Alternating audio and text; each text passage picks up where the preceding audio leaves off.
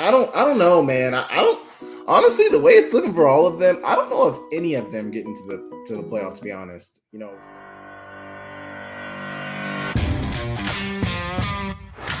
Welcome to the official podcast of FCS Fans Nation with your hosts Kyler Neal, Matthew Frazee, and Jamie Williams.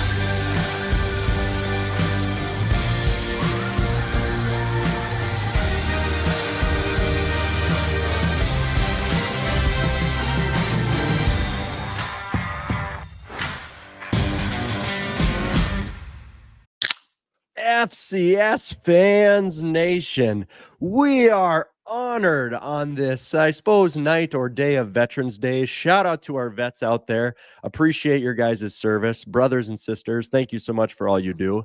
But we are honored beyond that to be joined by one of the special guests, one of the GOATs out there on the YouTube FCS media, Mr. Samuel Akem. We appreciate you, Sam, being out here on the FCS Fans Nation podcast.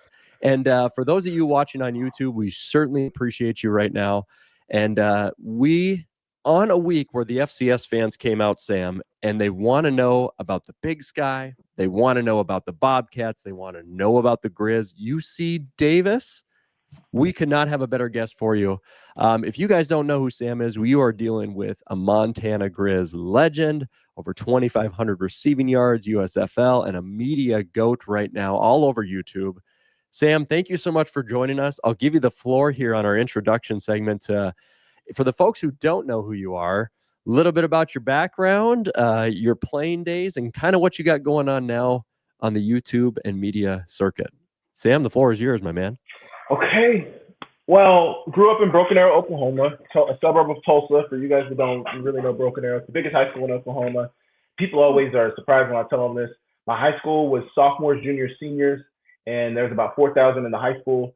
My graduating class was 1,100. So just seniors, 1,100 seniors in my class. Yeah, big time class, and that's not even. That 4,000 is not even including freshmen. We had a freshman academy, so huge high school. They've talked for years about building another high school. I hope they don't because, it gives us an edge in football. I don't know. Maybe they'd be better if they built that. But Broken Arrow High School had one offer coming out of high school. That was to the University of Montana. I had some small D2s, some NAIAs in Oklahoma, like SWOSU, NWOSU, like NEO.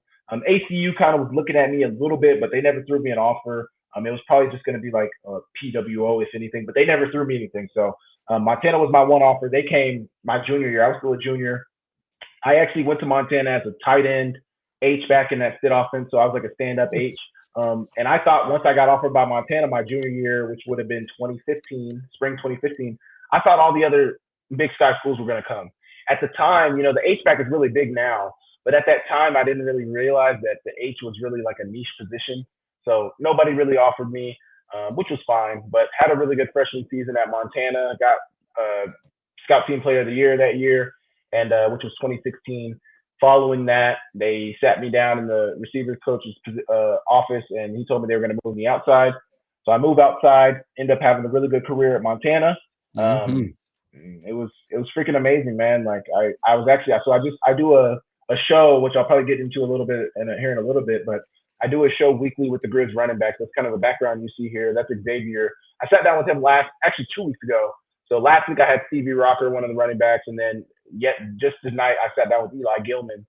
And I was actually just talking to somebody at following the show tonight, and I was telling them about my freshman year and telling them about just, I never really expected my career to go the way it went, and I'm blessed that, I had such a great career, but I was telling the running backs, just like, Eli was talking about, I asked him what he felt like his greatest accomplishment was. And he said winning the Jerry Rice Award last year was really a great accomplishment for him because that's not something he foresaw for himself. He was grateful to be a Division I football player. He was grateful to be at Montana. And that's kind of how it was for me, when I remember my sophomore year when Sam Herder and Hero Sports dropped their sophomore All-American team and I was on there, I was like, oh my gosh, like I'm an All-American. Like I couldn't believe it. And when the Big Sky dropped their all-conference teams, because we didn't make the playoffs that year. So I was on my way to Seattle with my now fiance for Thanksgiving. And They dropped the all-conference teams, and they dropped the All-American list, and I became a second-team all-conference receiver and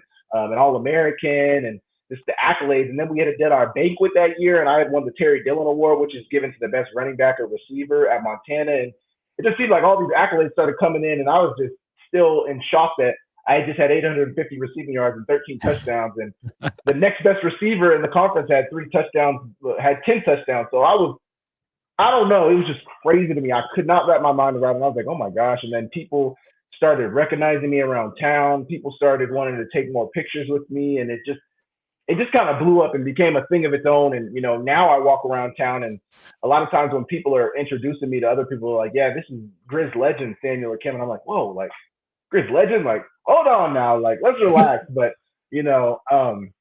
I don't know. I was blessed, man. I was blessed. I worked my tail off while I was at Montana, and was able to turn myself into a really good player.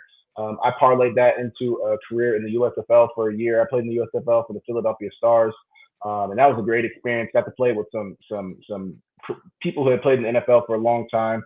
Corey Coleman was one of my vets on that team. He was a former first-round draft pick. Kelvin Harmon was a sixth-round draft pick that I played with. It was just a great experience to play with those guys and to get to play professional football.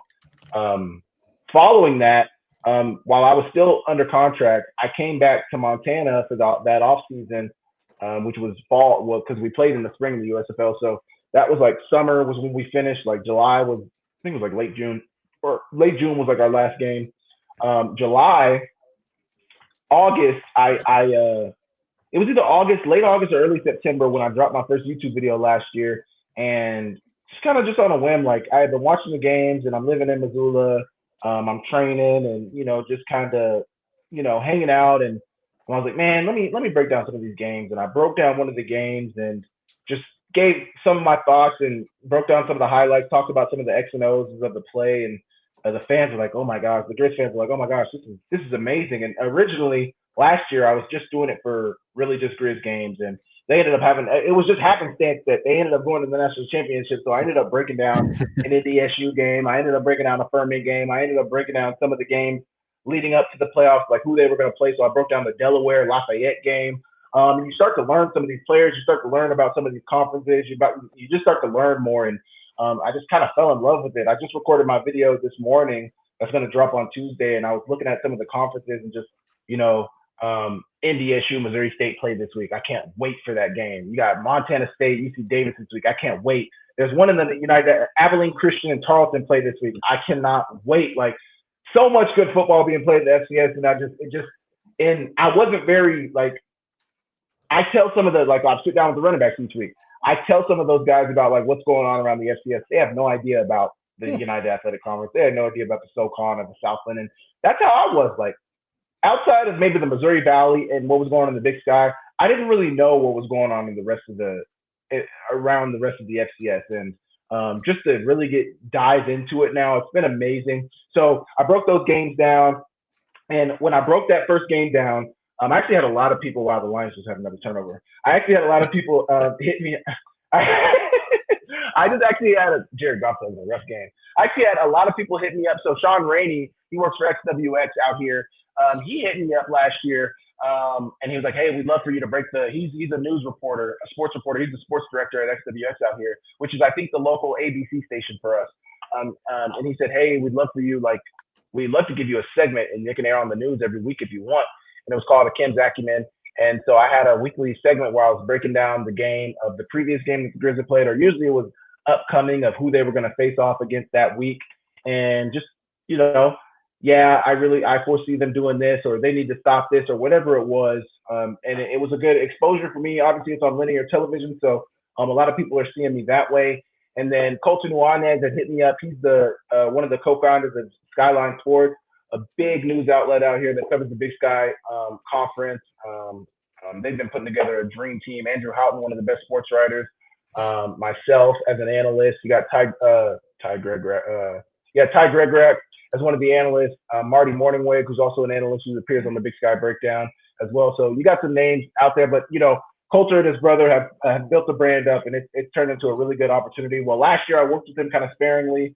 A little bit, I appeared on the Big Sky Breakdown, and we wanted to find a way to get my videos and some of the things I was doing, but I really didn't have a like I wasn't dropping a weekly video at that point in the season, so there was no audio that I could provide for him or anything like that, and I wasn't really selling advertisement or anything like that. I had no idea about selling advertisement or anything like that. Well, in the off season, I wanted to continue to drop content, but there wasn't any games going on. So I started to drop a weekly Tuesday video where I wasn't just talking FCS. I was talking FCS football, but just talking about really, and sometimes I'll talk about basketball, but just talking about what was going on in the sports world during the off season. And then during this, culture came to me and really wanted to, there was some other opportunities that I had to potentially tap into and decided to go in a different direction. Culture was kind of really one of the first ones to really offer me an opportunity in this media space. So I felt like if I was going to grow my role in the media space, I felt right to stick with Skyline Sports and grow my name and help grow the brand of Skyline Sports. So in an expanded role at Skyline Sports, I'm still appearing on the Big Sky Breakdown, but my audio every week of my Tuesday videos, which is way more targeted towards the Big Sky now and broader FCS topics going on, that drops on Skyline Sports each week. I just started Under the Helmet, brought that to the table with Culture, said, hey, I'd like to provide this to Skyline Sports if anybody. And the audio gets dropped on Skyline Sports for that each week. And it's just, growing and learning. And the YouTube was really the first place where I dropped my videos at. I've always wanted to have a YouTube channel. I remember in college, because I had 200 subscribers before I started last year. I'm at like 1.48 now. And I remember before I dropped my first, in college, I dropped a few like vlogs and stuff like that. And I don't know, I enjoy vlogs, but vlogging really wasn't me. So I wanted to find a way to where I could have a YouTube channel, and the video breakdowns really is something that resonated with myself and something that the fans really like. So, been growing and trying to figure out what my lane in this media business is, and it's been freaking awesome, man. I've loved it ever since. Yeah, I'll tell you, I enjoy the breakdowns because I am not good with X's and O's. So when I like to hear people that know what they're talking about, and you're fresh off the field, so. A lot of the guys still playing, you played with and against. So you kind of know tendencies and you can read plays and all this. So I really enjoy. That's why I like to watch your breakdown and stuff. So I'm a subscriber. Yeah, we're thankful. We're thankful to have you, Sam. And off the football side of the things, my obsession is like the editing, the media, the things like that. And you can just tell there's so many slight differences of people who put passion into their work on that. And like when I go on your YouTube videos and I can see chapters and I can click ahead, that's just a small thing that people just don't do. Some people just record on YouTube.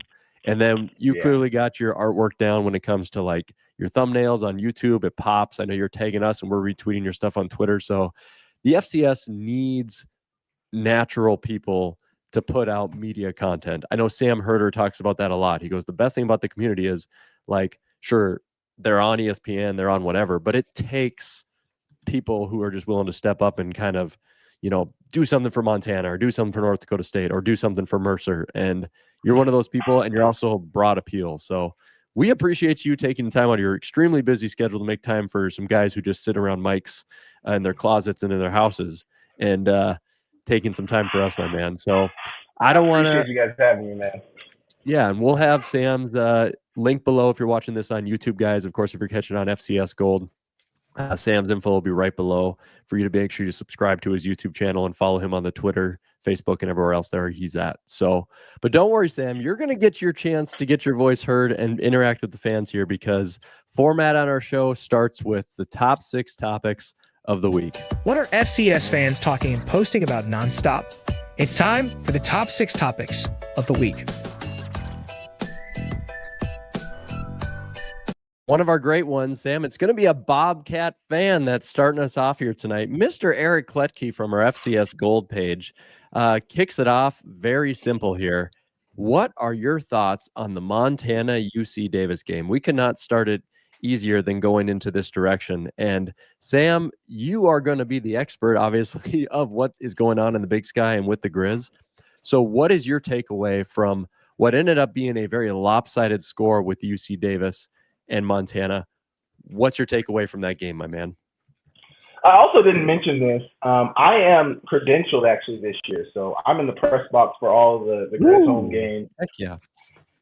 And I didn't mention this either. I do the pregame, postgame show for the Griz. So it's kind of twofold. Like I cover objectively with Skyline Sports, but then the pregame, postgame show with the Griz is like it's a Griz show. So, I'm kind of playing two sides. But I am credentials. I was there last night. I was in the press box, and it's a way different atmosphere in the press box. You're supposed to be very objective in that press box. I don't really cheer either way, but you're not supposed to cheer in there, and you're not supposed to be shaded either way. But man, UC Davis is a really good outfit, man. Land Larison is one of the best offensive players in the country. But one of the two running backs, I get them mixed up a lot. I think it was Britton. I think Britton was right under him on all purpose. But either way, Land Larson was number one in the country in all-purpose yards. He is a hell of a player. Miles Hastings is top 10 on a lot of the passing statistics in the country. And they have a really interesting offense. There's no one guy for that UC Davis offense who is really like the guy. They kind of spread it around. Ian Simpson, 6 receptions, 75 yards. Before the game yesterday, Ian Simpson had 79 yards on the season. So he had a really good output. Land Larison was their second leading receiver. Get this about Land Larison. Land Larison is UC Davis's leading receiver and leading rusher on the season. So he is an all-world player. He was the offensive player of the year last year in the Big 12 Conference, and he missed either 2 or 3 or 4 games, but they were he didn't play against Montana last year, and that was a big win for Montana that kind of propelled them into the run that they went on. They beat UC Davis on the road, and then they played Idaho on the road, won that game on the road, and that was really one of the sparks that people were like, at that point in the season, people were like, they lost in AU, they beat Idaho State, but is Idaho State that good? Then they beat UC Davis. People were like, okay, they could be good, but they didn't have Land Larison. They beat Idaho, which I thought was a pretty solid team last year, and people were like, okay, these guys are going to be good. But this year, Montana needs to stop doing the 2-quarterback system. You get online, you see, I'm sure in the FCS Fan Nation group, I'm sure in all the FCS circles, Montana fans are very tired of the 2-quarterback system. There's very few teams that really have been successful with the 2-quarterback system. Remind me if I'm wrong, Matthew. In 2022, when South Dakota State won their first national championship, was Cam Miller and Cole Payton, were they both there, or was it just Cam Miller that year? They were both there. Yeah, you could say that the real 2-quarterback system where NDSU actually pulled it off with the national title run, and it really was the Hunter Lipke show, is 2021. Yeah. They had Quincy Patterson, Quincy Patterson had transferred in, and he had a lot of throwing issues. But he's such a freak athlete. They really used him with a young Cam Miller at the time for pass and run. But the running game and the offensive line for NDSU got them the national title. So 2021. Man, I forget about that. Hunter Lipke was a monster. Oh my goodness. The forgotten natty in Fargo of 2021. Just the most boring style of championship. But for Montana here, I think a lot of people were picking this to be the UC Davis exposure game, right?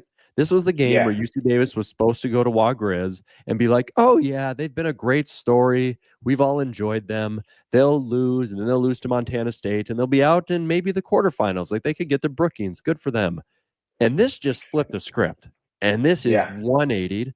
And now the Griz, I mean, we've got a few questions about them being on life support, which is not the case. But Jamie Williams, what is your takeaway of these Aggies and Griz right now? It's hard for the folks out east like myself. Like, I could only watch like the first half, and I was like, hold my eyes open, because people out east don't know how good Miles Hastings is. People are going to tell you, because they hear about Tommy Mellott all the time. They hear about Ken Miller, that they're the only guys out there for the Walter Payton. Well, I'll tell you, there's a couple running backs to think out, and then there's Miles Hastings, and don't forget about Land Larison. They have two of the best offensive players in the FCS, and I'll tell you, I was wrong about UC Davis. I was like, all right, they're going to lose their last 3 games. Yep, they'll even lose that rivalry game because they'll just be, beat up from playing the 2 Montana teams. The way they played last night, that team's put together. And they're going to give Montana State a fight. It's at Davis, or is it Montana State? It's at Davis. I passed their stadium one time driving from San Francisco to Tahoe. The one time I went to Tahoe, I was like, oh, there's UC Davis, and there it went. I picked Montana in this game. I didn't see only 14 points. Like Sam said, I'm just not a fan of the 2-quarterback system. It's too much rotation. You can't get any kind of rhythm. And if it was me, I've said it a few times on here, Logan Fife's the guy. And I'd like to see them stick with that. I'd like to see Bobby just roll with them and see what they can do. I mean, if you need to have a package, a play or two here where you really think you can expose the other team's defense in a situation with Ayat, sure, but I feel like they need to roll with Fife. They've got so many weapons: Harris, Osmo, Gilman, Junior Bergen. I mean, how did I wait till the fourth name to say Junior Bergen? He's one of the most explosive players. Keelan White, Aaron Fontes. Like, there's a lot of weapons, and that's not even bringing up Cole Grossman, who hasn't really done a ton. Coming back off the injury from last year, I wonder if that's still impacting him a little bit. Sometimes it takes another season after an injury to really get back and get the confidence back. So there's weapons there. I think Montana's got some things they can work on. The offense it needs a little bit more efficiency, in my opinion. We're about to get more heavy into Montana and Montana State and really the state of Montana in general. And I don't want to skip over UC Davis. So, Sam, I'm going to give you this question to finish this one out for Eric. Is this more of a credit? If you're watching on YouTube, you can see it. 34-14, outcome. Is this more credit to a UC Davis team that defensively maybe is a little underrated? Total defense is 47th overall in the FCS. Or is this the Montana offensive struggles and weird quarterback situation that we've heard about? What did we see playing out yesterday? What, in your opinion? I'm not going to lie. It was definitely, I think, more so of the offensive struggles. And it's just what Jamie said. You're not able to get an offensive rhythm when you're switching out your quarterbacks. Montana's put up plus 30 multiple times this year. I mentioned that I thought it had to be a 35-31 victory for them to win. They got to be a bend, not break defense. They held them to 3 field goals. They really only scored 23 touchdowns in this game and then got 3 field goals. Their field goal kicker was phenomenal yesterday. But they get into the red zone. They throw an interception. That's 3 to 7 points right there. There's another drive that they're at a third down around midfield. Cole Grossman drops it. He doesn't get another target. Well, he got another target, but it was double covered. I would say it was more so the Montana's offense, personally, is what I would say. But that's not to take away anything from the UC Davis defense. I don't think they have played super strong this year. When they have played good teams, they've struggled a little bit, and they really stood tall this year, yesterday. So, I mean, props to them. Props to them. Yeah, they're going to get the ultimate test next week, and we're going to get to that game of UC Davis and Montana State here in a bit. But even when you go on their schedule, looking on YouTube, you can see against teams like Portland State, they gave up 26 points. Playing Idaho, give up 26. Eastern, great offense, giving up 38. Yeah. And they did what they had to do against bad teams. But overall, I think you're right with that assessment, Sam. I think Montana has had some offensive struggles, especially at that quarterback position, and it certainly had its impacts.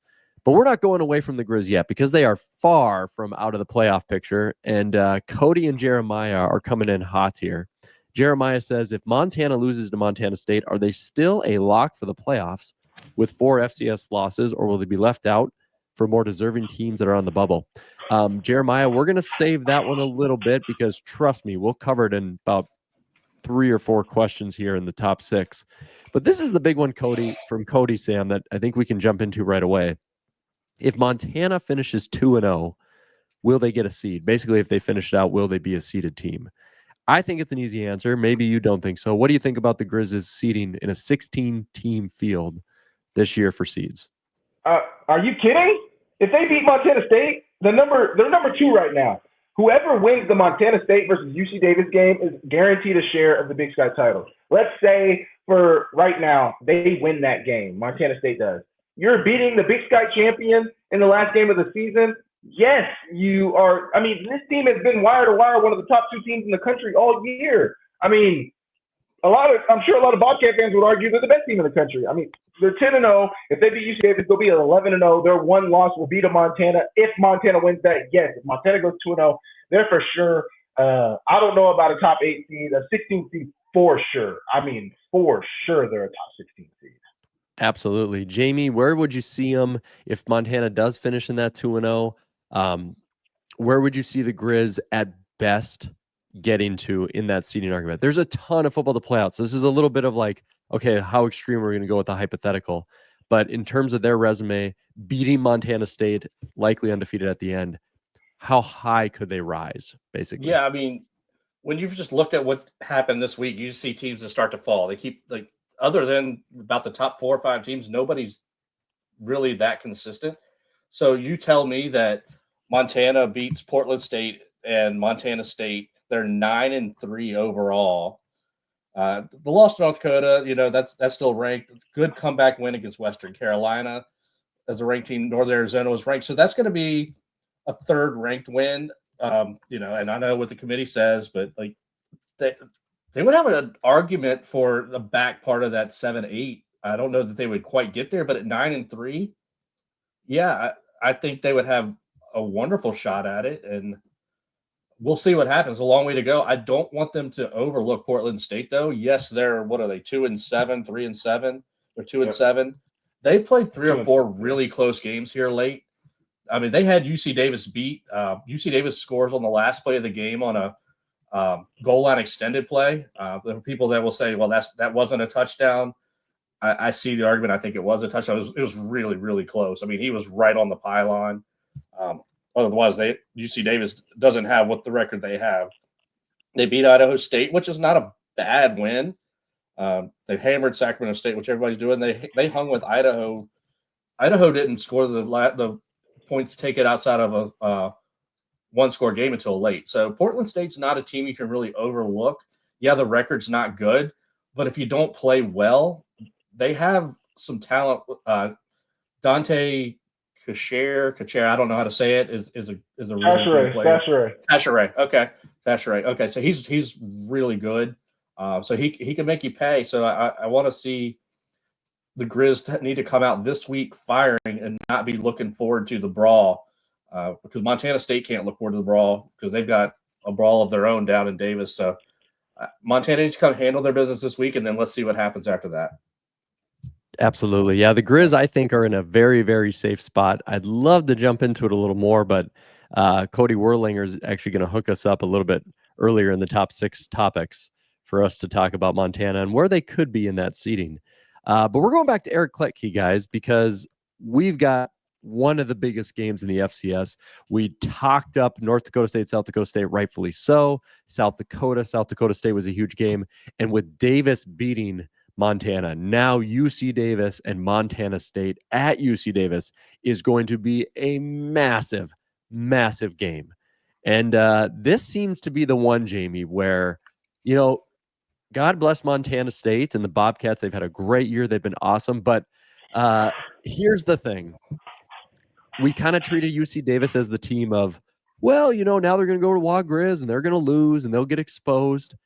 Is there a chance of exposure for the Montana State Bobcats? Because people have kind of screamed at them that strength of schedule and who they've played has not been pretty, has not been great. Jamie, what is your thoughts? And Eric's question is, what does UC Davis and Montana State need to do to beat each other? Break this one down, my man. Yeah, I hate the word expose. Like, 'cause sometimes a team is good and just goes in there and plays better. For UC Davis, it's what everybody else hasn't been able to do. Stop the run game. And nobody can do that, though. Montana State ran for 500 and some yards yesterday. I think Adam Jones had 5 carries and still went for like 140 or something obnoxious. I mean, Tommy Ballot had, golly, for 5 carries, guys. 5 carries. That's unbelievable. Yeah. Like, Tommy Ballot was involved in 14 plays. He was 7 for 10 passing. He had 4 carries for 40 yards and 2 touchdowns. That's like, yeah, just sit back there and just rest those legs, bud. The rest of us have got it. Scott Ray Humphrey. They got Julius back, who's like, how many teams could go 3 deep on running backs? Like, you look at Central Arkansas with Darius Hale and Shadarick Powell, and you're like, wow, that's a 1-2 punch. Montana State is a 1-2-3 punch without even having to have Tommy Mellott run the ball once. So I think it's more of, can UC Davis stop the run? Because if they can't, it's going to be a long day for them. I think they can score a little bit just because they have Lynn Larson. They have Miles Hastings, as the superstars. But like Sam said, how deep that receiver room is with a guy, I think he said he had 70-some yards coming in and had 70 yards yesterday. Like, that's just one of those teams that spreads the ball around. It's like, as a Bills fan, I appreciate that because they've got that everybody eats mentality that Josh Allen has for his receivers. And that seems to be what Miles Hastings is doing, and not getting enough credit for it. But I think it's more about, can UC Davis stop the run? And that's going to determine if they've got a shot in this game. Well, statistically in your FCS, top rushing defense, and I've got it pulled up here on YouTube, UC Davis does rank 22nd in the nation. Montana State 19th in the nation, just a few spots above them. But it's not like they are a bad rushing defense if you look at statistics. So they held the Griz to a pretty solid effort here. I don't know. At UC Davis, Montana State going there, does it feel like a recipe for disaster? Jamie, what does your psyche tell you? Does it feel like a recipe for disaster of like, here's the upset? Or does this feel like the train is going to keep rolling? I feel like I feel like the train's going to keep rolling, but this is like me with Furman last year. It's like there's Sanford a few years ago. I just keep doubting them, and all they do is keep proving me wrong. I keep doubting them, they keep proving me wrong. UC Davis has a chance to do that. I still think Montana State's offense is going to be able to do things against the UC Davis defense that they haven't seen this year. I mean, Targi Lamson had a really good game against UC Davis. I don't know what his actual numbers were, but that's one guy. And when they roll out 3 and 4, they're going to have to be prepared just for a freight train coming at them. Sam, what do you think here with the Bobcats and UC Davis? You just saw UC Davis in person. We know what Montana State's about. Big line play, run that ball, very old school NDSU-ish, which, Brent Vegan, Coach Vegan coming from North Dakota State under the Craig Bull era. None of this is shocking. What do we need to see out of Davis, honestly, to beat Montana State? We know what Montana State is going to do. What does Davis have to accomplish? I mean, you got to stop the run. That's number one. But one thing I mentioned is I think Tommy Mellott has thrown 1 or 2 interceptions this season. I can't remember exactly how many he's thrown. But last year he only threw like two interceptions. Maybe his second interception was in the Bobcat in the Cat Griz game, the last game of the season. UC Davis needs to create a turnover. Adam Jones fumbled the ball yesterday. He's a freshman, young guy. He's having a great season. You mentioned 5 carries, 159 yards, 31 yards a carry. Are you kidding me? Like, dude had a nasty game. Scott Trey Humphrey, obviously 1,200 yards on the season, 158 carries, like 13 touchdowns, something like that. He's having an amazing season. But they have to find a way to create some turnovers. And, I mean, they got to find a way to create some turnovers defensively. Offensively, Land Larison and Miles Hastings have to have an incredible game. I think that defense of Montana State can be had. They saw it against Eastern Washington. Obviously, Eastern Washington is always going to put up points. But I think if anything, if UC Davis were going to have a chance, they got to create some turnovers. And Land Larison and Miles Hastings have to have phenomenal games. Miles Hastings had 30 touches, about 150 yards yesterday. He needs closer to 200 all-purpose yards, and Miles Hastings probably needs around 300 passing yards. They really have to have a really big day, and that's what I need to see in order for me to think that they can really – and then obviously the run game, they got to keep – Montana State really has to stay around 200 to 250 yards, Yeah, I like your guys' breakdown there. And honestly, Montana State, they feel like your North Dakota, South Dakota State power of they want to run the ball, control time of possession, play hard-nosed defense, and just slowly they're like it's that anaconda style of play. It's just it's the creepiest thing on earth if you don't know this. Anacondas save their energy, so every time that they wrap something up, every time you breathe in, then they just get a little tighter. They don't just squeeze really hard, which is totally the scariest thing, in fact, I've ever heard in my life, by the way. But that is kind of how these teams are built to constrict the other team. Like, it's just this slow bleeding moment.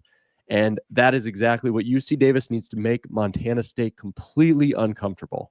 That's the thing. We have a turnover. Oh, UC Davis is up 14. Maybe Tommy Mellott's got to throw a little bit. We can't afford to just run the ball. They have to make them uncomfortable early. And we're going to see if it's going to happen. Sorry to everyone like myself who hates snakes, and I just ruined your entire night or morning commute. Okay, so moving out of this, guys, we're not out of the Montana stuff yet because our good friend here, Kyler Elliott, the good Kyler, wants to know if Montana State rolls through these next 2 games, do they have any shot to be a 1 seed, or does NDSU have to drop a game? Okay. So before we get into this one, it is eerily similar to 2022. And I doubt anyone on this podcast or our listeners right now remembers what we said in 2022. But in 2022, Sacramento State was undefeated with a week to go, and South Dakota State had one loss to an FBS program. And don't worry, as we've done a few times here this year, we've done some flashbacks. This one's a little longer than normal, but I want you guys to listen to this flashback and remember, I was making the argument for Sacramento State. Compare Sac State and South Dakota State of what you're going to hear to NDSU and Montana State. And remember that the committee and how they went. Okay, here's your little flashback. The committee is going to do things. Hypothetically, if Sacramento State is undefeated, and SDSU is going to win next week, but let's say Sac State finishes off against UC Davis, which could be a tough one at the end, there is zero debate that South Dakota State will be the 2 and Sacramento State will be the 1 seed. Let's play a hypothetical that Sac State, in fact, has finished undefeated and SDSU has 1 loss. Here we go. Sacramento State, if the committee looks at it, which they will, as quality wins at the time, they will have wins over number 5 Weber, number 7 Montana, number 14 Idaho. Currently, those teams are ranked number 7 Weber, number 16 Montana, number 15 Idaho. Doesn't matter how bad the FBS team is, guys. They will have an FBS win over Colorado State. They will be the Big Sky champions, a top 2 conference in the FCS. The Big Sky will have more playoff teams than the Missouri Valley. They will have 0 losses. They will have beaten UNI by 16 at UNI. SDSU beat UNI in overtime by 3 points. Sac State ends the year playing UC Davis. In this hypothetical, if they beat them, SDSU played UC Davis at home and won by 2. So we have 2 common opponents, which Sac State's going to be better than. SDSU wins at the time over number 6 Missouri State, number 1 NDSU, and number 20 North Dakota. Currently, Missouri State stinks, as Jamie says. NDSU is number 4, very impressive. Number 19 North Dakota. They'd be the Missouri Valley champs. The Missouri Valley would have less playoff teams in the Big Sky. They'd have their 1 loss to Iowa. Does not hurt you, but will be a determining factor here. And the common opponents, again, will lean towards Sacramento State. Feelings say, I think SDSU is the better team. Twitter says, I think SDSU is the better team. Well, your feelings in Twitter told me NDSU was going to run the table this year and Incarnate World was going to suck and SFA could make it to the semifinals. But what's on paper is Sac State undoubtedly is your number 1 team in the playoff. And they might lose in.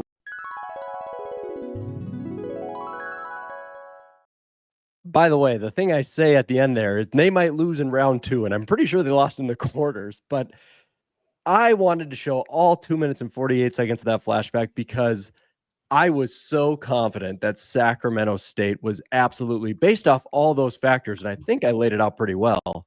You did. They should have been the 1 seed. And South Dakota State, who had lost to Iowa, was in fact the 1 seed, and Sacramento State was the 2.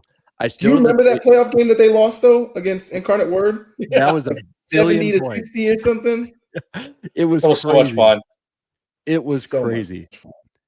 But I think that's a perfect flashback segment to say the North Dakota State, if they finish 11-1 and Montana State is 12-0, FBS win over a bad FBS team, Montana State, or over New Mexico State or whatever, you know, they have their ranked wins. They're the Big Sky champs. NDSU, 1 loss, but stronger strength of schedule.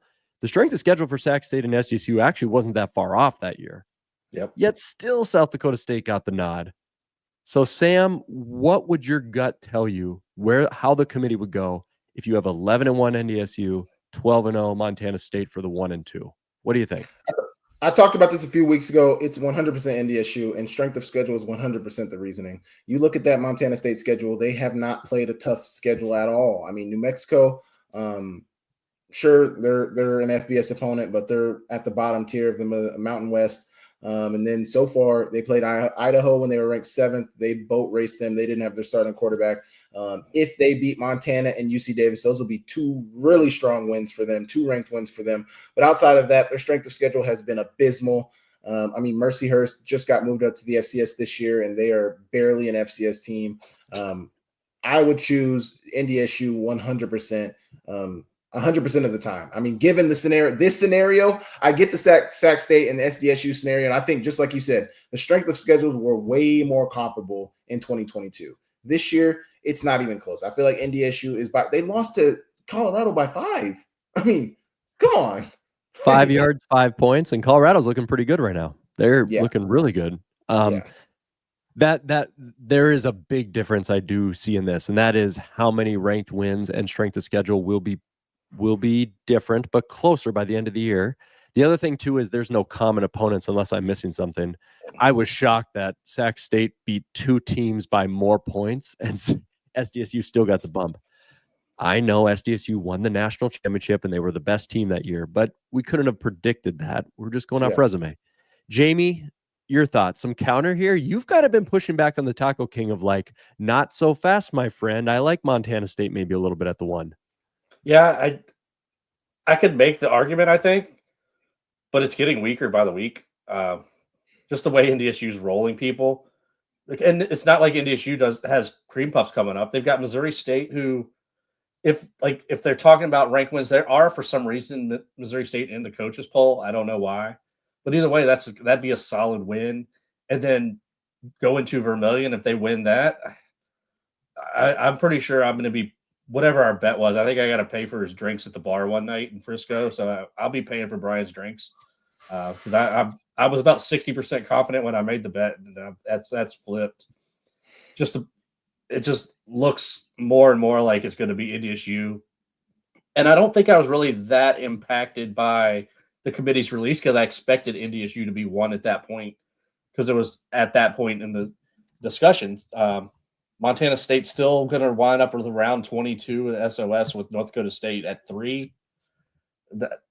We always talk about being within 20, but that's right there at 19. So as much as I want to make the argument for Montana State, I'm kind of changing my mind, and I don't want to hear bupkis from Brian dag on it. He needs to cut his man butt is what he needs to do. So I'll probably have to be buying his drinks at the bar one night, but that's okay. He's a lightweight. I'll be paying for 2 drinks. Can Missouri State win the Missouri Valley? They have not announced that yet, Sam. It's not out there yet. They have not said if they are eligible or not. I think they almost did it tactfully. They're like, let's see if they beat NDSU, and then the next week they play SDSU. So watch, NDSU will win by 20 or something, and be like, yeah, they're eligible. We're nice people.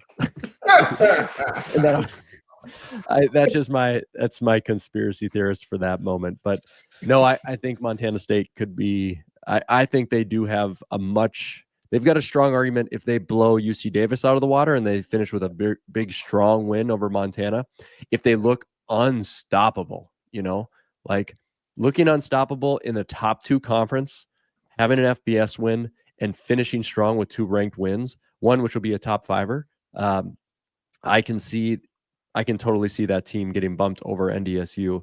NDSU's got to beat South Dakota too. And let's just not sit here and say NDSU's not in their precious Fargo Dome. They have to go down to South Dakota and they have to win that game. Mind you, they embarrassed South Dakota there last year too. So that's going to be the type of vibe and environment that NDSU could go in there and get upset. But that could be for another week, guys. Speaking of upsets, here we go. SEMO. I feel bad for them, but last week I kind of blasted them on the committee rankings, so I'm kind of glad I was a little justified here. But Cody Werlinger says, with SEMO losing, does that help or hurt a non-power conference of getting a top 10 seeds? Now, we've had some chaos since this moment, but I'm going to pull up here on YouTube, guys, the FCS Playoff Committee top 10. Remember, they did their early release rankings on October 30th, and top 5 teams are pretty much safe from what we saw on October 30th. But I had said I was shocked to see SEMO there at number 6 in comparison to the strength of schedule of some of the others. Looking at where the committee had people and what's happened since, Mercer still safe to be in that top 10 right now. Idaho still safe to be in that top 10. Incarnate Word looking good. So Incarnate Word, of course, would be a non-power conference that's in there.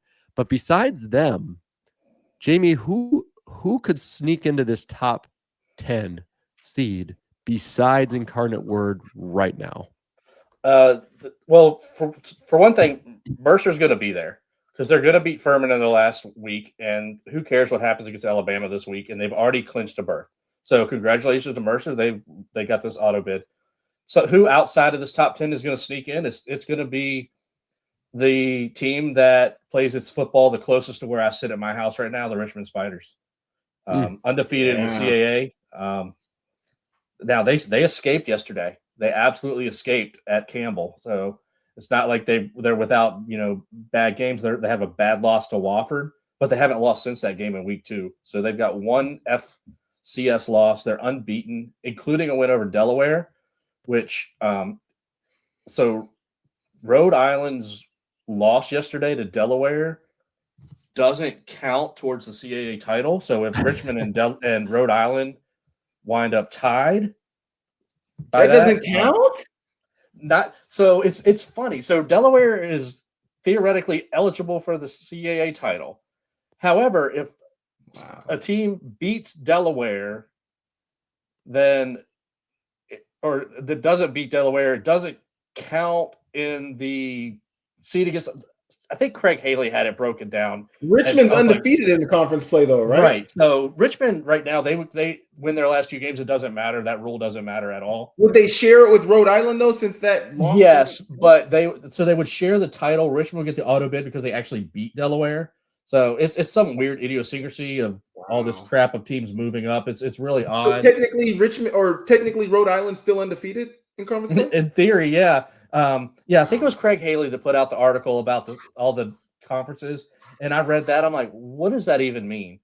But I remember Sam Herder saying that the win over Delaware and like Missouri State is like a quality win, or at least like that's how he was writing it. And it's kind of impossible to know how the committee is going to view it, but hey, technically it's there. Richmond, the team right now that you would see in there, Jamie. Yeah, for sure. Sam, do you have a counter to that at all with the stats top 25 of the teams that remain or ones that could sneak in that are the non-power conference?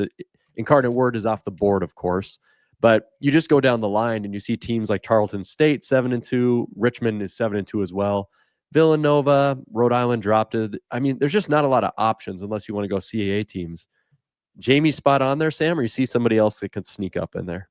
I think Richmond is really who I would say there's not a lot who I could really see seeping in there. I'm really trying to think of the landscape, and no, I mean it's tough sledding out there. I mean, honestly, yeah, no. I mean, I was about to say Montana. But no, Montana just lost. I mean, but UC Davis is number 5, so it's like, how far do you move Montana down for losing that game? But even Montana, like, no, they're probably going to drop out of that. Nobody, man. I mean, it's kind of is what it is right now. And well, that's the thing, Sam, too, is, and I said we'd get to it, so now we kind of got a time for it, is, okay, I get it. Montana now has their 3rd loss, right? But then you look at the stats top 25, and here, I'm going to pull it up for everybody, and we can't just go off the top 25 as being something that's, gospel in talking about this topic. But, Mercer, they're going to be up there. Idaho's going to be up there. Incarnate Word. Look at who remains to go get that number 10 seed, let's say. You got Richmond. Is Montana State going to be ranked lower than Illinois State? Or is Montana going to be lower ranked than Illinois State? I doubt it. UT Martin? I doubt it. Central Arkansas? No way. Not at this point. Tarleton? No. Like, they didn't even show up in the committee's top 10, just based off strength of schedule. There's a chance that the Griz still hit that 10 seed with a little bit of upsets and chaos, unless it's a CAA team, right? Yeah. Like, would you, I mean, Richmond, Jamie, is there Montana, the Griz, still number 10 seed? A chance? They've still got a shot. I still think. Oh, well, they'll have 4 losses, though. Once they hit 4 losses, but I could still see them at 4 losses, maybe even still being the 16. I could see that because it's good. At some point, I hate that the argument starts with teams like, well, look at their better losses.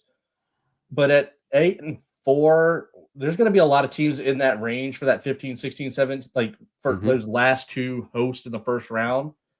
They'll have a couple things going for them. One being that stadium. People want to, like, the NCAA will say, hey, that's going to get a draw.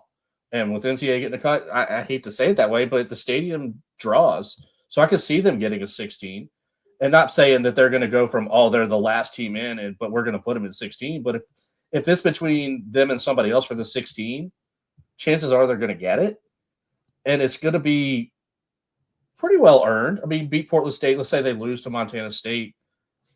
That's like all of their losses, I think, would be to ranked teams, except for Weber State, which that's the one that just kills. You can't lose North that Dakota game. hurts too, though. Yeah, it does. The way that's aged poorly. Yeah, that's true. We'll see. They might have to. I think I might revert back here a little bit. They're going to have to upset Montana State to probably take that top 10 because 4 losses is going to be quite the dagger. Yeah, I think 4 losses, the best they could do is 15 or 16 to get a first round home game. But yeah, I think they'd be playing Thanksgiving weekend. I would say that too. All right, last question here in our top 6 topics. Coming from Jeremiah Rash, our Southern Illinois super fan, and Tim Rask.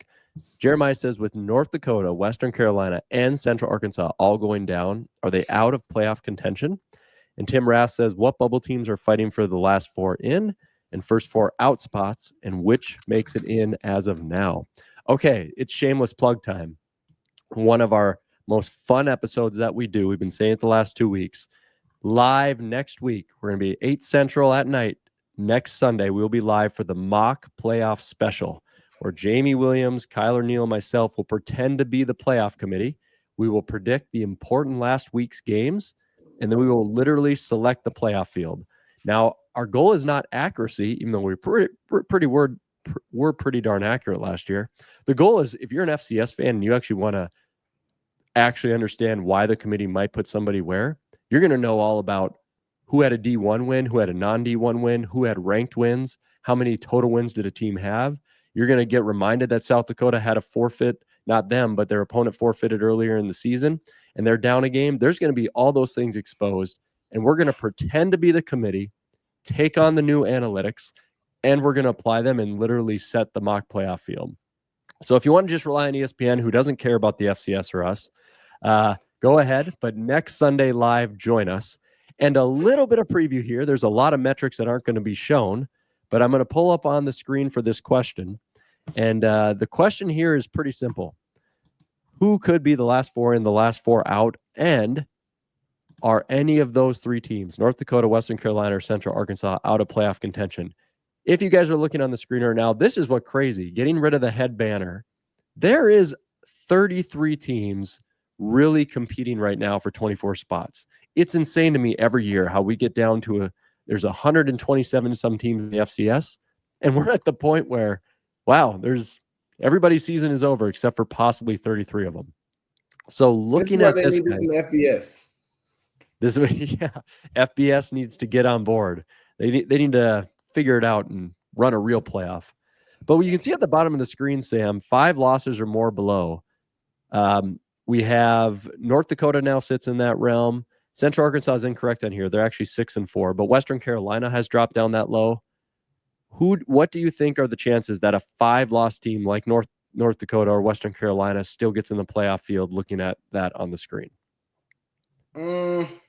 I don't think the chances for Western Carolina are very strong, and I don't think the chances for North Dakota are very strong.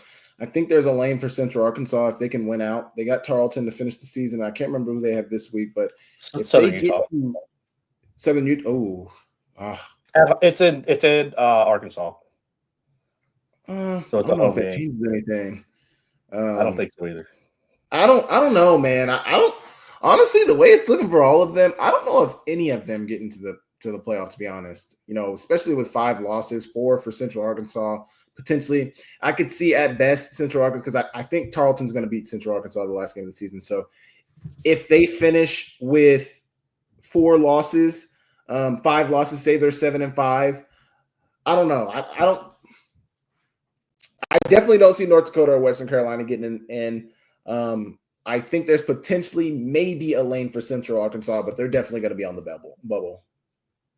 Yeah, I think the 5 losses is going to be the death sentence. And I think last year was 4, Jamie. I think when we did the mock playoff special, it was like, hey, basically, if you got 4 losses, there's like 2 or 3 will include, but you're kind of gone.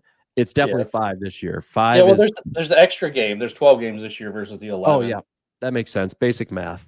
And so the only thing that could potentially help one of those teams is North Dakota has South Dakota and Illinois State. So if they win both of those, do they get in? Maybe, probably, but do we think they're going to win those games? Because I sure don't. You said they have South Dakota State? South Dakota. Sorry, Oh, South Dakota, Coyotes. Yeah. This week they play South Dakota at home, and then they go to Illinois State to close. Yeah, they've got to win. Did they just have South Dakota State in the Alaris Center? Yeah, and it was not good. Yeah, and it was not good. Yeah. Started off okay, and then it was not okay after about 5 minutes. The final score was like 35-7, but they held South Dakota State to only 7 points in the second half. So that's a lot to build off of, you really build off that. Hey, we only lost by 31. So when you guys look at this screen here, honestly, I think those teams with 5 losses, unless they pull miracles here at the end, like beating South Dakota and Illinois State, I think they're doomed. Which then, by looking at this graphic, will let us know that there are about 29 teams that can compete for those 24 spots. And I'm not including the Northeast, Patriot, and Pioneer teams that are all eligible for their auto bid, because there's not going to be 2 teams from those conferences. Yeah. Counting them as basically one, it's 29 teams. 5 teams are SOL right now out of the 24 remaining, even though they might feel a little deserving. So I think that answers Tim's question. Who's the first 4 in, the first 4 out? Your first 4 out ones that are looking in right now, just going straight down the line here, you're probably looking at Northern Arizona at 6-4. You're looking at William and Mary at 6-4.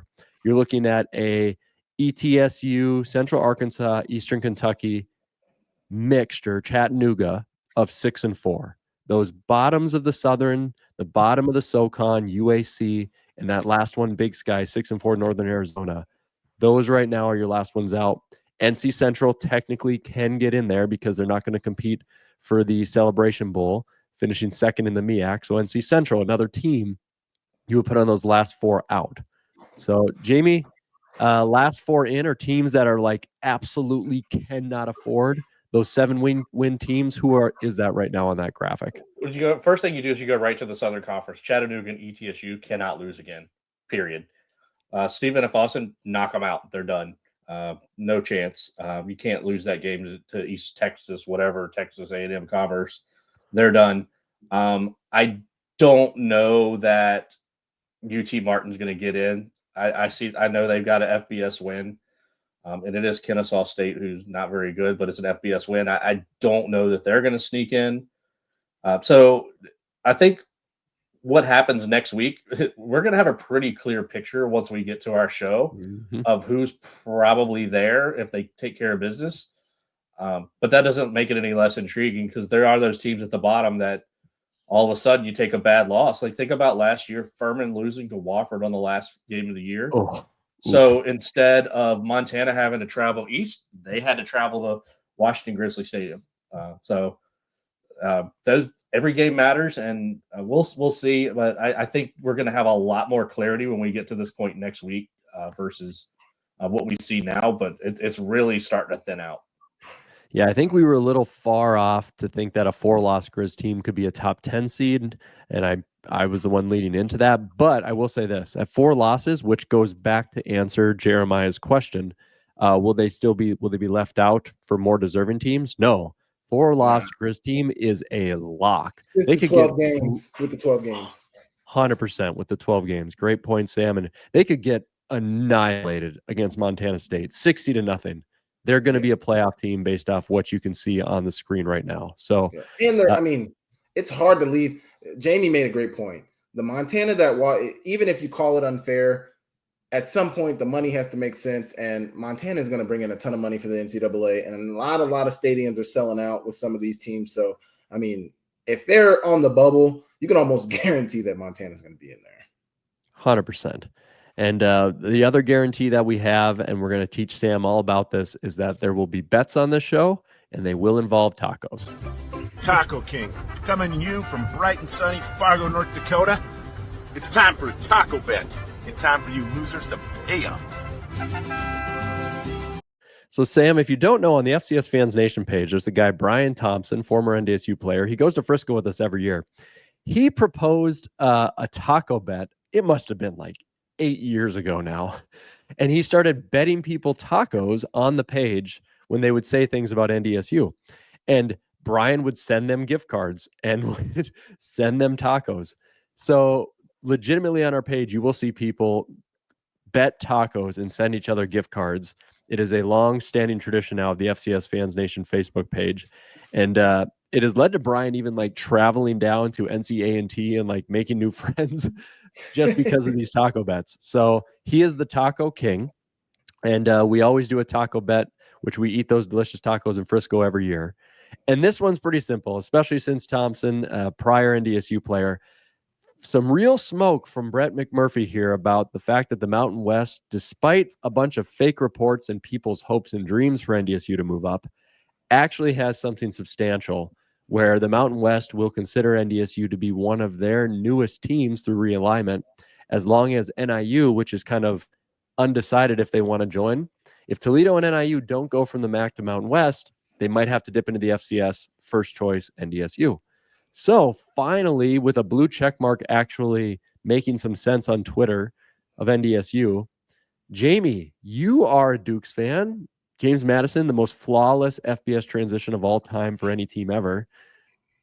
Will NDSU be a member of the Mountain West next year? They'd play an FCS season, so the taco bet is, will they be gone next year? And not to mention, JMU West out in Bloomington, Indiana is 10-0 too, with half of our roster from last year. So I'm going to say no. I don't think so. I think there's a little smoke there, but call me cynical. I feel like they're floating, they being the Mountain West, are floating the idea, or whoever's floating the idea, hey, we'll just go get the SU to make Northern Illinois and Toledo make a decision. Okay, I don't see it. I know there's a whole lot of desire from a lot of the NDSU fan base, and probably even from Matt Larson to go. And I hope they do. I hope I'm wrong, because the first thing Matt Larson should do is call Matt Roan instead of a home and home. We've got to get you guys to come freaking play here for once. Yeah, James Madison, Sam, they're not like Montana. They don't call out to, North Dakota State to do those home and homes, like we did 2015, 2014. They don't want to do that for some reason. Sam, taco bet here.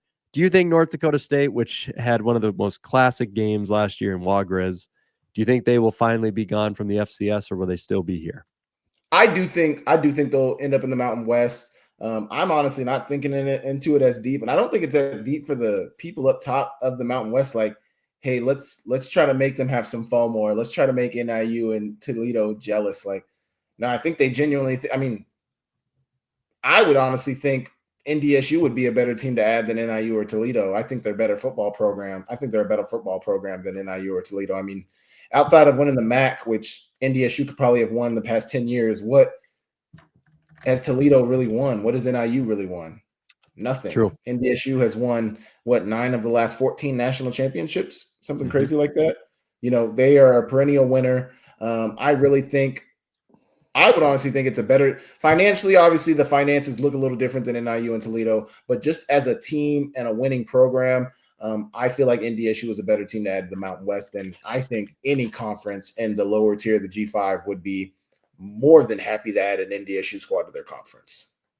Yeah, I'm going to split the vote here for one thing. Jamie, I'm not shy on Twitter to say I'm just going to get my heart broken every time, because I know they're not going to actually invite us, even though I would love to go to the next level. Here's the thing. This is the one thing that gives me hope for this one. The Mountain West is vocally saying our next edition, because we're good by adding Grand Canyon University, we want a football-only invite. That is a straight-up thing. And as NDSU fans, we've been like, we'll never get it, but the dream scenario is this. That actually fits North Dakota State. Is like, nobody wants to send their basketball team to Fargo. We are the northern cold Hawaii. Nobody wants to send anybody up here. Yeah. But you guys are Summit, right? Yeah, Summit League. Yep. So that's the one thing that makes me feel like this actually could happen is that the Mountain West goals align with North Dakota State's goals, which is, hey, our football team is the powerhouse. Can we just send them out your way? And that's what makes me think it's a possibility. But it all relies on NIU saying no. Right now, we don't know. So we'll see. And we might know by Frisco, and those tacos will pay out. But Frisco's coming up quick. Just because your question is answered quickly doesn't mean we don't care. It's time for this week's Quick Hit Questions. All right, Sam, kicking into the Quick Hit Questions, as Jamie knows, my favorite segment because they're not always football related, but we are going to start there. Actually, we're not, because the Rev keeps giving me a musical challenge. The Rev wants me to start enjoying his era of pop punk. As he knows, I'm a metal fan. The music challenge he gave me this week was Billy Talent or American football. Now, I have heard of Billy Talent before, and they're okay. I checked out American football. Average, sad, emo punk band. That's my takeaway, Rev. So I don't know if I'm pretty happy with my life right now. So I don't know if I jam to them continuously, but I love the American football band name. I'll give it that. So I don't know either. Yeah, might have to send them out on Twitter. Here you go, Sam. Derek wants to know, let's talk Walter Payton. Is it just Miller or Malott at this point, or are there any other options with an outside chance? I know Jamie's got them all in his back pocket, but from your perspective, is it just Tommy Malott or Cam Miller? Or are we at a two-person race? I think it's a two-person race. I think if anybody could slip in there, it's Kayvon Britton or Lan Larison, but I think it's really a two-person race. Tommy Malott and Cam Miller affect the game so many ways, on the ground, through the air. And honestly, I would probably give the edge to Tommy Malott. His team is undefeated. But I think he's looked really strong this year. Neither of them really turn over the ball at all. They both are extremely accurate, but it's a two-person race to me right now. Absolutely. I'm going to make Jamie not answer right now because he just wants to jump. He's a Stats Top 25 voter. He's so squared away, but I'm going to force him to have to wait here to talk anymore. I like what you're thinking there, Sam, by the way. Wade Berger says, Tommy Malott and Adam Jones have a chance to be the first teammates to win the Walter Payton and the Jerry Rice. Does not playing the majority of the second half of games hurt their chances? Great question, Jamie Williams. How much do you take that into account, or you think the stats voters will? Well, because a lot of stats voters just look at the stats themselves, it probably does hurt their chances. The other thing that hurts their chances is Cam Miller and Shamar Brown, to be honest. Yeah. So it could go the other way that both Shamar Brown a freshman? Yeah, he sure is. Right? Oh my God. Doesn't look like one. Last year? NDSU fans, please donate to our NIL. We're going to need it. Wasn't he there last year, or was he not there last year? He redshirt last year, so he's a redshirt. Did he play at all or not? He played in the playoffs, right? I don't think so, unless there's some sort of policy rule. I don't know if I saw him or not, but we might have to look that one up. He's a great player. Brown is a absolute bowling ball. He is just a monster. So, yeah, that'll be interesting to see how it plays out. And, yeah, it could be Montana, could be NDSU. Should teams stop running the two-quarterback system, says the Rev. Sam, what do you think? Are we done with it? Yes. It doesn't work, especially, okay, when you look at Cole Payton and Cam Miller, it works. Cole Payton is a runner. You're not looking to pass the ball when you put Cole Payton in the game. Cam Miller is a thrower, but he also can run. But he is your thrower. Ayat and Fife are the same guy. They're both throwers who can run. I say Ayat is a little better of a runner, but they're both pocket passers in their nature. It doesn't work. It needs to stop. Throw it away right now. It doesn't work. I could not agree more, Sam. I despise the two-quarterback thing. If Northern Arizona can close out strong against two losing teams, they'd be 8-4. Is there even a small chance of a 15 or 16 seed, or are they just hoping to be in? This is a great question. I'll start with Jamie, but Sam, feel free to answer after this because we haven't talked Northern Arizona at all. So, Jamie, what do you got? If they go 8-4, I think they're in. I don't think they have a shot at a 15-16 just because they've got Northern Colorado and Eastern Washington. So there's not going to be any more signature on there. The wins that are good for them have already happened, and I don't know who's their best win. It was Sac State when they were ranked, and now we've seen that's their only ranked win. Yeah, Idaho beat them, Incarnate Word beat them, Montana beat them. Idaho State's a good win. They've done what they should do against teams that are less than them, and if they do that 2 more times, I do think they would get in. That's my opinion. Any shot of a seed, Sam? Nah, I can't see it just because they don't really have any strong quality wins. I mean, at the time, I thought that Sac State win was really good, but you look at it now and it's like, that is a win that you 100% should have had. And it was really foreshadowing. Now that we look at it, it's like, that Sac State team was actually just terrible. Come on. They got an FBS win over Pac-12 Sac State. Or no, they're on the wish list. That's right. Yep. The wish list for the Pac-12. Hey, they raised that $50 million though. Yeah, definitely. No, there's no smoke on that tweet. If UC Davis runs the table to finish 10-1, are they the 1 seed, says Dustin? This is a really good question. The 1 seed? The 1 seed over North Dakota State. Let's say NDSU. No chance. No. They'd be 11-1. They wouldn't be 10-1. They'd be 11-1. 11-1. 11-1. Yeah. So if NDSU loses, let's say, and they obviously upset Montana State, they the 1 seed? North Dakota State loses to South Dakota. I could see that. Yeah, because if Montana State loses, I could see it. If they beat Montana State, no matter what happens to Montana State and Montana, and then they got the head-to-head, yeah. Yeah, I could see that. If NDSU wins out, though, no. Yeah, that's what I'm thinking. Yeah, because their only losses to California, so they'd be undefeated against the FCS. Yeah, I still think for them, NDSU would have to lose one, but yeah, if they do that, they're the 1. If not, they're the 2. Yeah, very cool. Seth Meyer, the man who bought me my South Dakota State Jackrabbit hat, he says, who's ready to see the Bucknell Bison take down Holy Cross next week and claim the Patriot League auto bid? Okay, Jamie, correct me if I'm wrong on this, but I looked up the Patriot League standings, and I'm actually typing right now in Google just to be sure. But when I looked up the Patriot League, it looked like to me that it could be a 3-team race. Yes. Bucknell, Holy Cross, and Lehigh. Who was it? And Lehigh. Yeah, Lehigh at 6-4. Lehigh just beat Holy Cross yesterday. Yep. So Lehigh beat Holy Cross. Bucknell beat Lehigh in overtime. Lehigh is going to rue that game because they had it won, and they lost in overtime. So Lehigh fans are the biggest Holy Cross fans you'll ever see this week. So Bucknell wins, they're going to win most likely the Patriot League. So otherwise, if Holy Cross wins, Lehigh has the inside track because I think Lehigh wins their last 2 games. But have you seen those teams' overall records? Holy Cross is 4-6, man. Yeah, not great. Not great. That was their only hope. Holy Cross had to win the Patriot to get in the playoffs. Yep. Now they are done. Yep. With a lot more chaos in the league, yeah.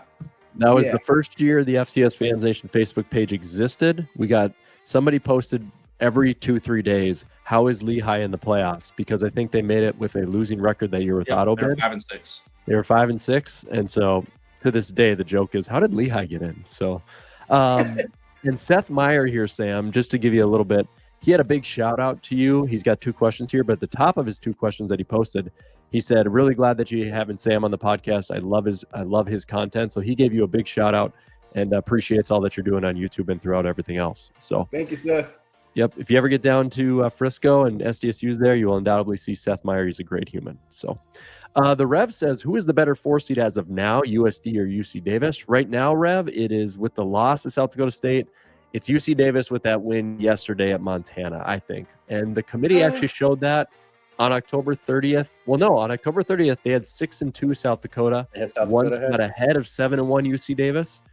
But I think that win in Montana with 1 less loss, I think that's going to push it over. And what hurts South Dakota is they don't have that game because of the forfeit. So as of right now, I think it's Davis by a hair. It's also not a forfeit, though. It was a no contest, so there's nothing that goes on their record at all. So it doesn't help them. The forfeit wouldn't help at all. Yeah, but yeah, it's close. It's damn close.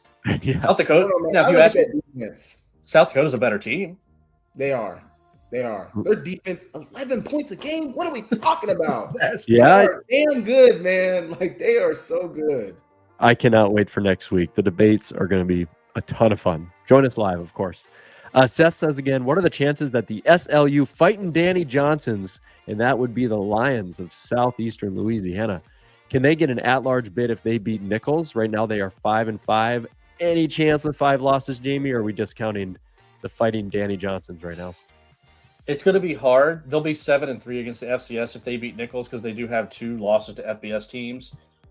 But they also don't have any really good wins. They lost to South Dakota State, which everybody does. They lost to Tarleton in a game they should have probably won. They lost to Incarnate Word in a game they could have won. But we don't play coulda, woulda, shoulda here. They lost those games, so I think they're going to be probably one of the first 4 out. Gotcha. Yeah. Liam says to you, Sam, here, if the Bobcats lose 1 game, are they out of a top 4 seed? Let's say South Dakota State finishes and wins out, as does NDSU. And let's say the Bobcats losses to a UC Davis who finishes it. Are they the 4 seed? South Dakota's lost. Are they still safe there? Top 4 seed? I think they're safe. I mean, yeah, you can look at their strength schedule, and yeah, you can say, oh, as soon as they played some comp, they lost. But they've looked really good this year. Wire to wire, they've been one of the best teams, top 2, top 3 in the FCS. I think even with 1 loss, I think they'll still be good enough to get a top 4 seed. Couldn't agree with you more. And SEMO was the 6th seed for the FCS Playoff Committee on October 30th. They're gone. In this hypothetical, South Dakota has taken their 3rd loss. They're out. And really, yeah, it just kind of opens it wide open. So I think they're safe in that situation. Why can't UCA ever fully put a season together, Jamie? Why can't they, says the Rev? I've been saying for years, all the talent in the world. They might have the best player in the FCS on both sides of the ball with Shanderick Powell and David Walker. And they get the least results out of it. I know Will Silo loves the guy, and I hate to call for coaches, but Nathan Brown's got to move on. They got to do something. Like, there's too much talent for that team to continuously lose the games they lose. Yeah, and they're going to lose this week to Southern Utah. They're going to lose to Tarleton and end on a 4-game losing streak, and that's not good.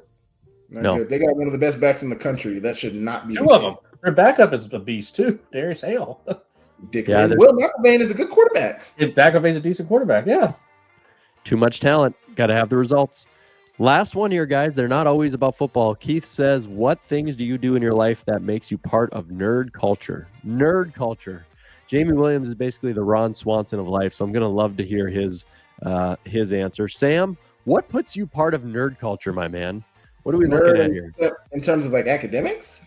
No, I'm going to go with like Star Wars, Marvel, video games, Pokemon cards. I'm a big Harry Potter fan. I love Harry Potter. Oh my gosh. And I've talked to so many people, like a lot of my friends in Montana. I'm like, you guys watch Harry Potter? They're like, what? We're not watching that. I'm like, are you kidding? That series is amazing. Now, I'm half nerd because a lot of people who are really nerdy, they say, oh, you got to read the books. I'm like, I will not be reading those books, but I love the movies. There's the movies. Yeah. My wife, Allison, that is her number one thing. So I'm going to pass out and be like, Samuel, this baller football player from Montana. He's a phenomenal media guy. Loves Harry Potter. And she'll be like, he's cool in my book. He's all good. Jamie, what do you got? Nerd culture. Well, all the stuff you listed are not me. I don't know. I like analyzing numbers. I don't know. Like, I watch a lot of different like TV. So like, nerd out on some TV. Like, I've got my nerd side. I just don't know what it is. I do enjoy reading. Maybe that's it. I'm not. Yeah, I can't think of anything specific. Like I haven't seen a single Harry Potter movie. I've seen one Star Wars movie. I think it was Star Wars. The one with Jar Jar Binks was Star Wars. He doesn't. JV, I just love you. I don't think you have 1 ounce of nerd culture. No, I do. I do.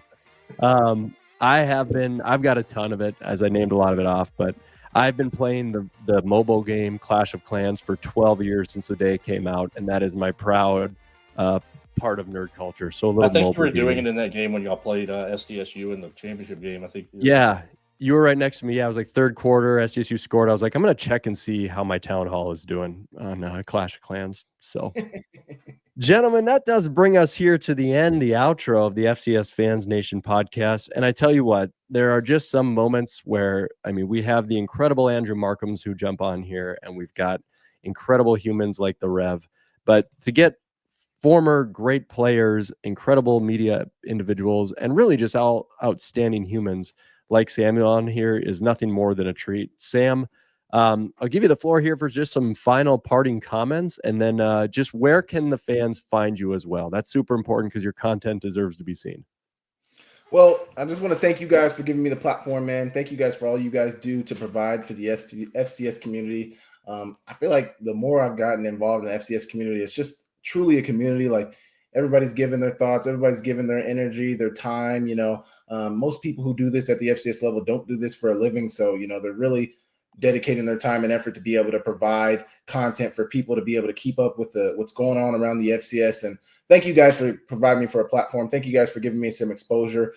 Anybody can find my stuff first and foremost on my YouTube channel at Samuel Akem 18, or you can just search my first and last name on YouTube. I'm sure it'll pop up. Then you can go to the Skyline Sports. You can find a lot of my content on Skyline Sports Big Sky Breakdown. Anywhere you listen to podcasts, if you listen to, you go to Skyline Sports Big Sky Breakdown podcast network, and you can find all of my stuff. But yeah, just thank you guys for giving me the platform. This end of the season is going to be freaking amazing. I cannot wait. It's going to be awesome. I'm excited. Awesome, Sam. Well, thanks for jumping on with us. We really appreciate you. And you couldn't have said it better. The end of the season is going to be insane. A reminder, what's going to be insane and fun will be the live show next week, 8 o'clock Central, 9 o'clock Eastern. Make sure you check it out as long as you're on the Facebook page, FCS Fans Nation, following us on Twitter. Or if you're subscribed on YouTube, you will be able to watch it live and, of course, catch it afterwards. Besides that, Jamie, Sam, it is time to roll on out of here. Thank you so much for taking the time, gents. Enjoy one more week of chaos, and we start predicting some playoff games. Catch you on the next one. Boom. Thank you for listening to the FCS Fans Nation podcast. Make sure to leave a like, a comment, and subscribe on YouTube. To listen ad-free and enjoy many other perks, join FCS Gold for only 99 cents a month by using the link in the description below. Make sure to follow FCS Fans Nation on Facebook and Twitter. Thank you for listening to the premier podcast for FCS football. I really want to get up there. I really want to see a game up there. You never been to a game?